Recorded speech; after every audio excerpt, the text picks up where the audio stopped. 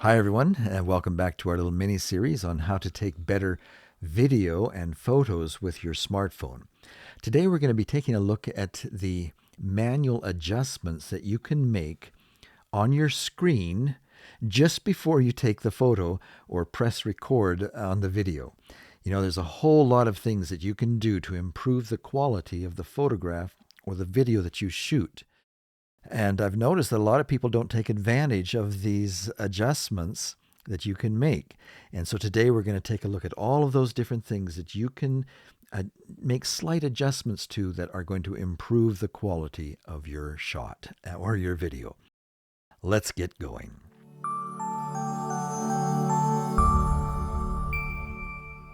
Okay, here we are inside my camera app. This is an iPhone 15 Pro Max. All right, the first thing we might notice are the vertical and horizontal lines that are on our screen. We talked about this in our last lesson. This is having the grid on, and it is to help new photographers learn how to compose their shot in a pleasing way. After you have been filming or taking photos for a while, you can probably shut those off. In fact, I think I'm going to go ahead and shut mine off right now, and that will help us maybe see things a little clearer as we do this tutorial. Okay, now we see just the one line, and what that is to help you get level.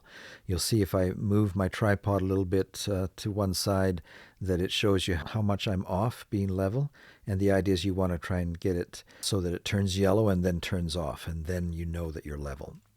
The next thing that we might notice here is that just by default, it seems a little bit overexposed. Normally, the iPhone does a pretty good job of selecting proper exposure, but sometimes when you're in unique lighting situations, it doesn't always get it right. Especially in a studio situation, the camera just doesn't seem to be programmed to correctly expose in a studio with a lot of lights. And so we need to make some adjustments. Let's maybe talk about how we can change the exposure if it doesn't look quite right when you're setting up your shot.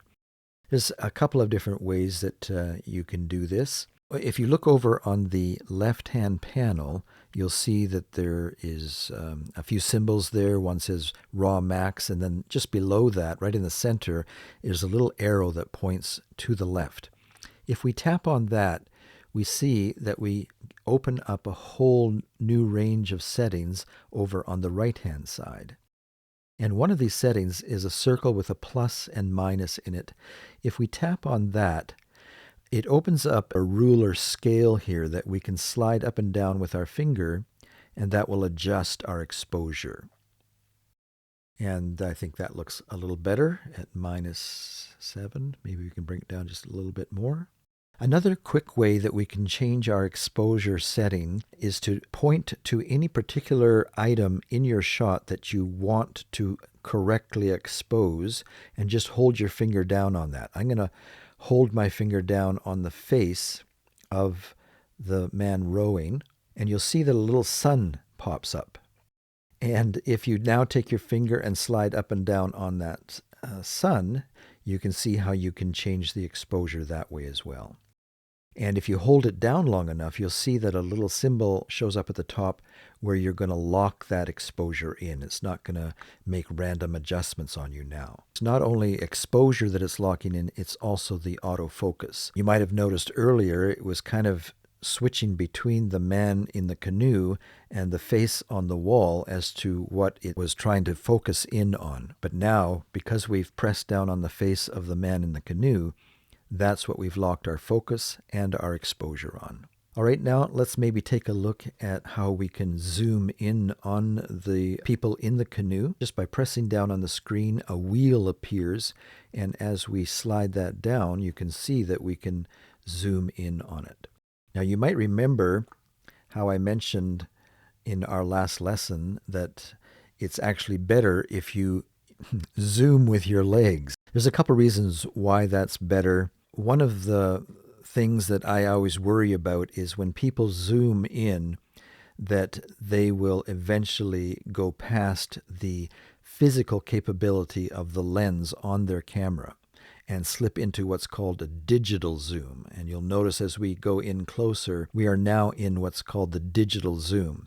And everything all of a sudden becomes very pixelated, and it's not something that we can use in a professional way at all. And a lot of times people, instead of moving closer to the subject, will actually use their digital zoom, and the photos they get are just totally unusable. This iPhone has a physical lens that goes all the way to 120, and so I can go up to 5 times zoom and still not be entering the digital zoom. So that's good. But I always worry that people are going to use their zoom on their camera are going to zoom in too much.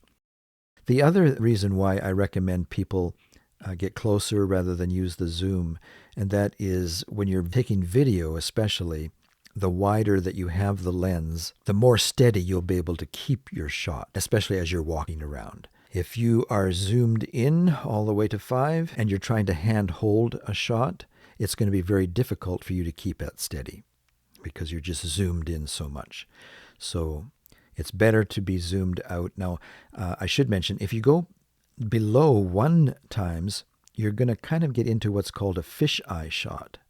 And sometimes that can be effective, but most of the times it just looks like a distorted picture. Okay, so keep that in mind. It's better to walk in. Now, I'm using the zoom because I'm on a tripod, plus this is on a table and I can't move my tripod any closer. Okay, let's turn on our extended menu by tapping on this little arrow. And let's take a look at some of the other features here. One of them is what might be a pseudo-white balance, you might call it. But you'll notice as we go through the settings here, you can watch the wording down below. This is more vivid. This is vivid warm. And you can see it's adjusting the color temperature also as we go through this. But it doesn't really give you a lot of options. One nice feature is you can go completely black and white, monotone. Now you should know that you can also change any video to monotone or black and white like this in the video edit software. So don't feel like you have to do it here. It's probably better to get the full color and then we can decide after the fact whether we want the color information or not. If you film in black and white, there's no way we can add color later. I would say as much as possible, it's best to stay in the original format. We can do the adjustments when we're editing as needed, and we don't have to start with something that looks, like that. Vivid cool. That might be harder to color grade when we're doing the video edit than if you filmed in the original format. All right, let's take a look at the next one down. Looks like a little clock or a timer. Well, this gives you the ability to set a timer. So after you press the little button, you can be included in the group shot that way. Okay, so let's come out of there. 16:9, what does that mean? The iPhone gives you the option to take your photographs square for Instagram, I guess that's for, or 4:3, which is the old TV standard format, or just the way some people like photographs, I guess, or 16:9. I like to have it in the 16:9 aspect ratio because the photographs that I take that way, I can easily drop into a video timeline when I'm editing, and I don't have to make any adjustments. So this is where we can turn live on or off or put it on auto. And live is a format for taking photos that will actually take almost a second of photos. So when you tap on the button, it takes, maybe 30 frames. And then after the fact, you can choose which frame you like the best. It will pick one for you that the computer thinks is the best and present that to you. But you have the ability to go in and select a different one that maybe somebody's eyes aren't closed. And so that's kind of a nice feature, and you can choose to have that on or off or on auto. Whether we have it off or on here, notice that you also can change that just before you take the shot by the little button up in the top corner. Right now, because it's yellow, it's telling me that it is on, but I can just tap that once and now it's off, and tap it on again and it's on. So you don't necessarily have to go into this extended menu to turn that on or off. Okay, the next symbol there has to do with shooting at night. This is actually a great little feature that you can use to enhance your night shots, especially the shots of the night sky. If you want to bring out the stars brighter, or for example, my wife and I used this mode the other night when we were out watching the northern lights. By turning this on, we were actually able to capture more than what we could see with the naked eye. It really brought out the colors. And so it made for a very interesting shot. My wife just loved sharing this to her friends on Facebook. Now, you will want to have your camera on a tripod for these kinds of shots, but I really encourage you to give it a try. Put your camera on a tripod some night and see what you can capture in the evening sky. Okay, the next symbol there has to do with whether or not you want the flash to be on all the time, on auto, or flash off. Professional photographers will always ask you to turn that off because it can really ruin the shot. It's better to bring your subject out into the light or provide some other type of external light that has kind of a soft box on it so that it doesn't cause harsh shadows in the face and strange lighting in the eyes and around the eyes with wrinkles. It's just flash can really make your photo look bad. All right, let's shut that extended menu off and take a look at the various photo options and video options that we can use. The first one is a time lapse, and you may have noticed that as we slide through these, the exposure setting that we chose and the focus lock that we chose kind of got lost. It's not remembering it as we, say, move to time lapse. So we would have to go in and adjust the exposure again, I think, if we were going to do a time lapse here. Although since this is a still life, it probably wouldn't make much sense to do a time lapse. I'm sure everybody knows what a time lapse is. You can capture a lot of activity in a few seconds and show it as a kind of a fast motion shot, a time lapse shot. So those shots you see where the clouds are moving really fast, well, that's a time lapse. If you want to take something in slow motion, the iPhone has that set up for you. Now, when you choose the slow-mo mode, you've probably experimented with this. You know what it does. When you hit the record button, it records it at a higher frame rate so that when you play it back, everything is slowed down. And once you have selected the slow-mo mode, take a look up in the left-hand corner. You'll see some numbers, and you'll see that it has switched to HD. We had turned it on to 4K so that all of the video that we would shoot would be in 4K. But when you turn on slow-mo, it switches it to HD. So you'll only be able to take your slow motion videos in high definition in HD. You won't be able to do that in 4K, at least at the moment. But notice how I can tap on the 120 and change that to 240. That changed our exposure, so we'd have to make adjustments on that before we hit record. But that shows you have the option between 240 and 120. And what's the difference? If you set it to 240, the motion is even going to be slower, really slow. Now, something I might point out here is that even though you film in slow motion, when you bring that clip into the editing software on your computer and you go to play it, it might not look like it's playing back in slow motion. And you might be wondering, well, what happened? I was sure that I shot that in slow motion. Well, just know that when you play it on your edit software, the editing software is going to try its best to make it look like it's been filmed in real time, not slow motion. So it will make the adjustments in the background to make your slow motion clip look like normal speed. What you have to do is make the adjustments in your edit software to get the actual slow motion. But by recording at 120 or 240 frames a second, it's going to give you a lot smoother slow motion when you do make that adjustment in your editing software. So that's slow-mo. Let's go to cinematic. Let's see, what is cinematic all about? You'll notice that the camera has gone to the face on the wall again, and everything is in focus on that face and things in the background. Well, let's tap on the man in the canoe again, and by holding it down for a second, it locks in on that face, and it's not going to now go back to the other face. It's trying to, but we have locked in the man in the canoe. So what is cinematic all about? What does cinematic give us? Well, you may have noticed that now everything in the background is kind of out of focus. And this is a nice effect when you're taking photographs or taking video. It draws your eyes' attention to the person or thing that you want to focus in on and highlight. And let's maybe zoom in. Let's hit the little 2 here. You see it's at 1 times right now.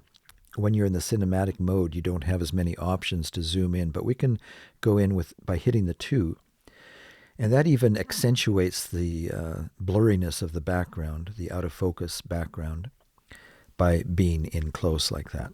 And so that's what cinematic is. Now, you're not locked into that much blurriness. If you want to bring back some of the background focus, let's hit our expanded menu again by tapping on the little arrow.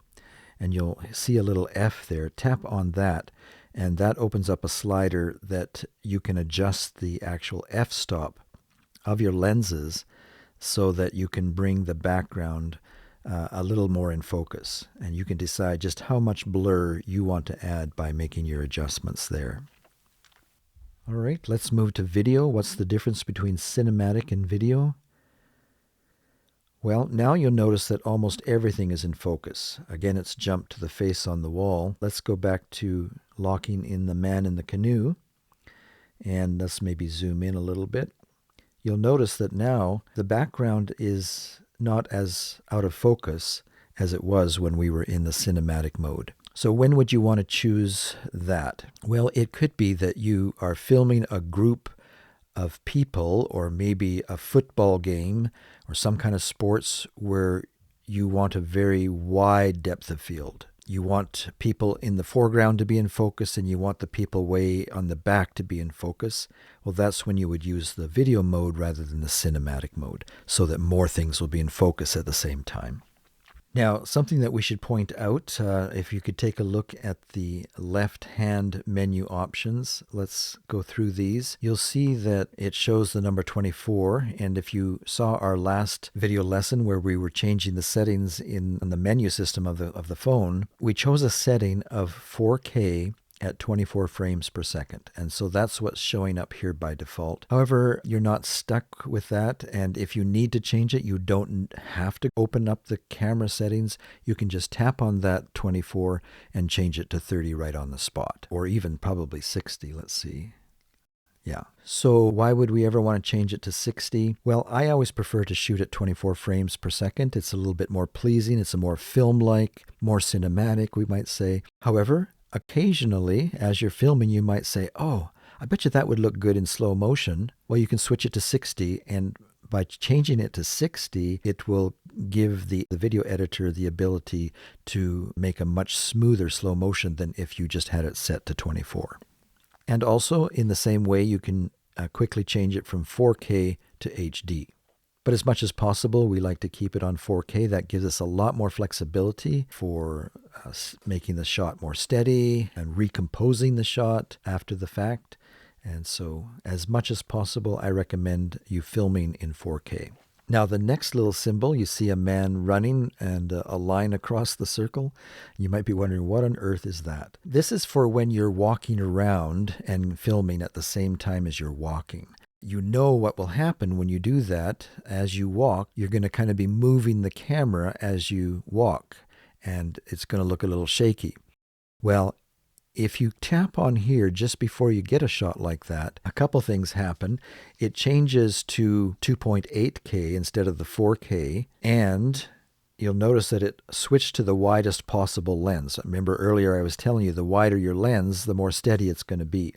I think we could probably go in a bit and still be okay, but the idea is most of the unsteadiness is going to appear at the edges of your video. But by cropping in on the sensor this way, you'll minimize the amount of shake. It's kind of an in-camera stabilization method that they have come up with. Okay, we know what the little arrow does. ProRes log. You might remember from our last video that when we were changing the camera settings, we turned on ProRes as an option for filming video in a much higher quality video codec. And so I like to have that on because there will be times when I'm filming and I see something that is absolutely amazing and I know that I want to get the highest possible quality.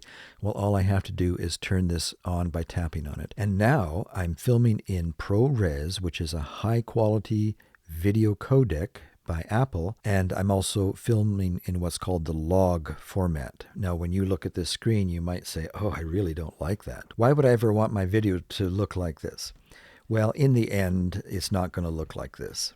This is just what log video looks like, whether you're filming on an iPhone or a $80,000 high-end video camera.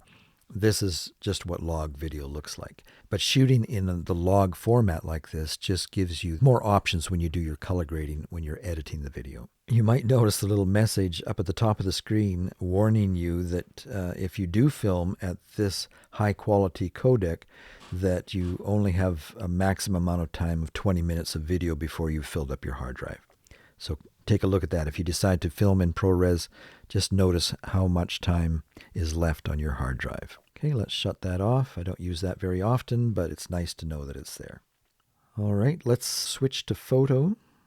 Fix the exposure just a little bit. I think it needs to be a little darker. One thing I might say about this, adjusting the exposure when you're taking photos, is you can run into a problem where when you're filming outside in the bright sunlight, the screen of your iPhone is going to try and compensate and make some adjustments so that you're able to see the screen better. So if you're making adjustments to your exposure at the same time, you can get tricked. And what you think is going to be a proper exposure in the end is going to be too dark. Once you start experimenting with this, especially when you're taking photographs outdoors, you'll know what I mean. Some of the photographs that you take after you've made your adjustment are just going to be too dark. You'll wish you would have not brought it down quite so low. Now, there's a way that you can work with that, and that is over on the left-hand panel. You see that because of the camera settings that we set up in our last lesson, we have the ability to choose whether or not to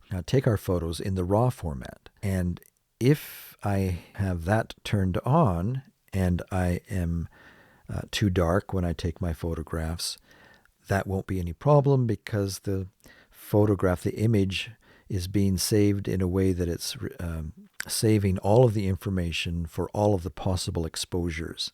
And so it'll be a lot easier to photo correct this in photo editing software after the fact if you have saved your photos in RAW.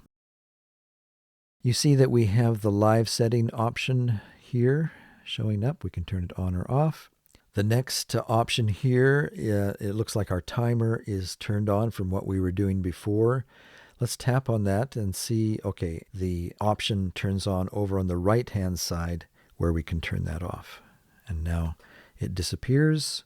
And we know what the little arrow does. We know that this is showing us that we are one stop underexposed. To compensate for the bright lights in our studio, there is the nighttime setting, and then we know that our flash is off. And we like our flash to be off. All right, so our next option is portrait. Portrait is a photo mode, and this is a lot like the video mode that we were looking at earlier, the cinematic mode, where it puts the person or the object that you want to feature in focus and everything else in the background out of focus. You'll notice over in the top left-hand corner, we've switched to an f-stop of 2.0 again, and you'll see that everything in the background is nicely blurred out. This is a nice feature when you're taking photographs of one individual, especially. It really features that one person. Where you might not want to use it is if you're taking group shots, especially if you've got so many people that you have two rows of people. What's going to happen is that the people in the front row are going to be in focus. The people in the back row won't be. You can kind of see that the people in the back are out of focus here. So if you're just taking a photograph of one person, this can really add a beautiful effect, and it's worth experimenting with. One last setting here is the pano, and if you don't know what that is, that's fun to try out. You can take panorama shots where you can almost do a full 360 turnaround and get a lot more in your shot than what your camera would normally take.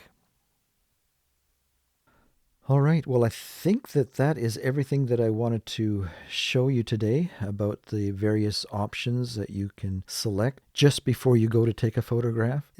Really improve the look and feel of your photos and videos. I know that this is a lot to take in one lesson. There's a lot of things to know and understand and remember.